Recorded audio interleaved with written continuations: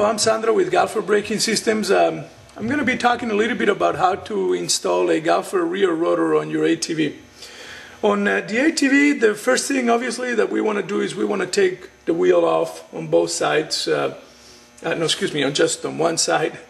We're going to take the wheel off, we're going to take the spindle out, and then what we want to do is we want to get to the rear rotor from stock. Once you get to the rear rotor, you want to remove the rear rotor by removing the bolts and taking it just off, and then you're going to install the galfer rotor on. The galfer rotor will reuse your stock bolts, and your stock bolts are probably going to need some Loctite. Look on your manual to see what the Loctite is and the torque specification for those bolts.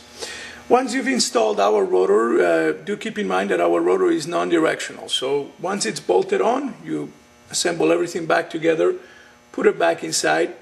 If you have any difficulties with the caliper brake pads having been pushed too much inside because of the pistons or the new thickness on the new rotor, you want to get a screwdriver and simply push inside of the caliper a little bit until you push the pistons in and remove the brake pad or move the brake pad back again towards the inside, and you'll be able to slide the caliper back inside. So again, we're going to remove the wheel, we're going to remove the stock rotor, we're going to reuse the bolts that come from the stock system. We're going to look at the manual to make sure that we are using the right Loctite to bolt back on those bolts and the right torque specification. We're going to remove the caliper, and then we're going to drop the caliper back inside, and if we have any difficulties, we're going to prime and push the pistons out of the caliper way so that you get the right cavity between the rotor. Once you have the rotors installed, the galfer rotors have a 6-month warranty as long as you're using galfer brake pads. It's important to note that although the rotor is laser cut and it has been heat treated, you still need to do a little bit of an easy kind of riding at the beginning. Don't go out and hammer on the rotor too hard.